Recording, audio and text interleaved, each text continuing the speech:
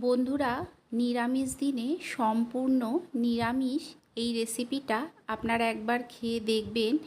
এত সুন্দর হয়, গরম ভাতের সঙ্গে খেতে ভীষণ ভালো লাগে। তবে শুধু যে ভাত দিয়ে খেতে ভালো লাগে এমনটা নয়, রুটি দিয়েও খেতে কিন্তু ভীষণই ভালো লাগে। আর বানানোও কিন্তু ভীষণ সহজ। তাহলে চলুন দেরি না করে দেখে নেওয়া যাক যে এই রেসিপিটা আমি কিভাবে বানাই। এই রেসিপিটা বানানোর জন্য এখানে দেখুন, একটা পাত্রের মধ্যে আমি চিচিঙ্গা নিয়েছি। এগুলোকে ঠিক এই রকমভাবে কেটে ধুয়ে পরিষ্কার করে তারপরে রেখেছি। এখন অন্যদিকে আমি একটা কড়াই বসিয়ে দিয়েছি, এতে দিয়ে দিলাম সর্ষের তেল। তেলটা যখন গরম হয়ে যাবে তখন ফোড়নে দিয়ে দেব কালো জিরে, আর দিয়ে দিচ্ছি দেখুন চিড়ে নেওয়া কাঁচা লঙ্কা। ঝালটা আপনারা আপনাদের স্বাদ অনুযায়ী দেবেন। ফোড়নটাকে কয়েক সেকেন্ড ভেজে নিতে হবে। যখন দেখবেন একটা সুন্দর গন্ধ বেরোতে শুরু করে দিয়েছে কাঁচা লঙ্কা আর কালো জিরে থেকে, তখন সমস্ত চিচিঙ্গাগুলোকে দিয়ে দিচ্ছি দেখুন স্বাদ অনুযায়ী লবণ, আর দিয়ে দিচ্ছি হলুদ। লবণ আর হলুদের সঙ্গে চিচিঙ্গাটাকে খুব ভালো করে দেখুন আমি মিশিয়ে নিচ্ছি। চিচিঙ্গাটাকে লবণ আর হলুদের সঙ্গে এইভাবে মিশিয়ে নিতে হবে। মিশিয়ে প্রথমটাতে গ্যাসের ফ্লেমটাকে মিডিয়ামে করে দেব। মিডিয়ামে করে দিয়ে এটাকে কিছুক্ষণ হতে দিতে হবে। 2 থেকে 3 মিনিট মিডিয়ামে তৈরি করে নিয়ে লো করে দিয়ে ঢাকা দিয়ে কিছুক্ষণ হতে দেব। কিছুক্ষণ পর আমি ঢাকাটা তুলে নিচ্ছি। যেহেতু আমি লবণ দিয়েছিলাম, দেখুন চিচিঙ্গাটা কিন্তু অনেকটাই নরম হয়ে গেছে, আর এর থেকে কিন্তু প্রচুর পরিমাণে জল বেরিয়েছে।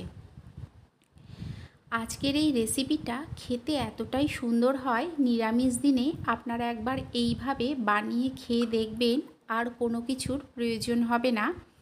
কিছুক্ষণ ভেজে নিয়ে এতে দিয়ে দিচ্ছি নারকেল কোড়া। নারকেল দিলে এর স্বাদটা অনেকটাই বেড়ে যায়।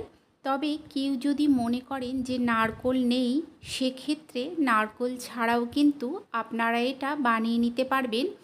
নারকেল না দিলেও এটার স্বাদ কিন্তু কিছু কম হয় না। নারকেলটাকে দিয়ে দেখুন আমি খুব ভালো করে মিশিয়ে নিচ্ছি। নারকেলটা এই সময়তেই দেবেন। প্রথমেই কিন্তু যদি নারকেলটা ভেজে নেওয়া হয় তাহলে কিন্তু খেতে অতটা ভালো লাগে না। এই সময় যদি এইভাবে নারকেলটা দেওয়া হয় তাহলে এর স্বাদ একেবারে আলাদা হয়।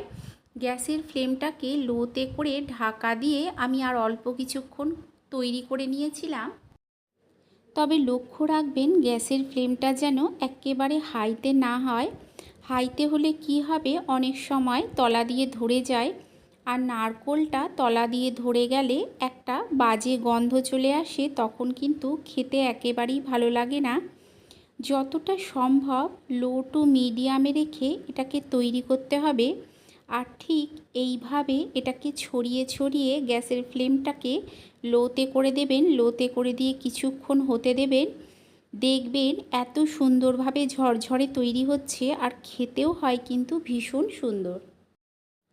যেহেতু নিরামিষ রেসিপি তাই দিয়ে দিচ্ছি অল্প মিষ্টি। মিষ্টিটা দেবেন, খেতে ভালো লাগবে। আপনাদের যদি এই রেসিপিটা ভালো লেগে থাকে একটা লাইক করে দেবেন। নিজেদের চেনা পরিচিত মানুষের মধ্যে শেয়ার করে দিয়ে তাদেরকেও দেখার সুযোগ করে দেবেন। আর কেমন লাগলো কমেন্ট করে অবশ্যই জানাবেন। চ্যানেলটাকে সাবস্ক্রাইব করে দিয়ে পাশে থাকা বেল আইকনটা প্রেস করে দেবেন। এতে কি হবে, আমি যখন কোনো নতুন ভিডিও আপলোড করব নোটিফিকেশন সবার আগে আপনার কাছে পৌঁছে যাবে।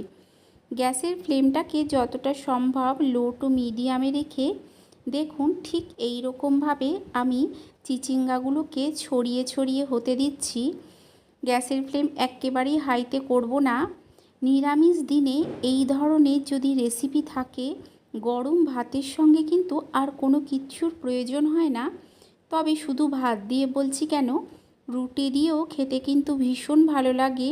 রাতে কিংবা সকালে ব্রেকফাস্টে রুটি দিয়েও কিন্তু আপনারা এই রেসিপিটা খেতে পারেন।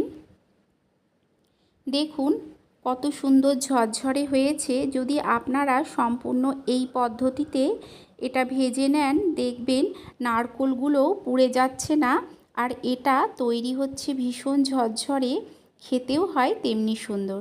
তৈরি হয়ে গেছে নারকোল দিয়ে চিচিঙ্গা ভাজা। আপনারা এইভাবে অবশ্যই বানিয়ে খাবেন, আশা করছি আপনাদেরও ভালো লাগবে। তাহলে চলুন, দেখা হচ্ছে আরও একটা নতুন ভিডিও নিয়ে।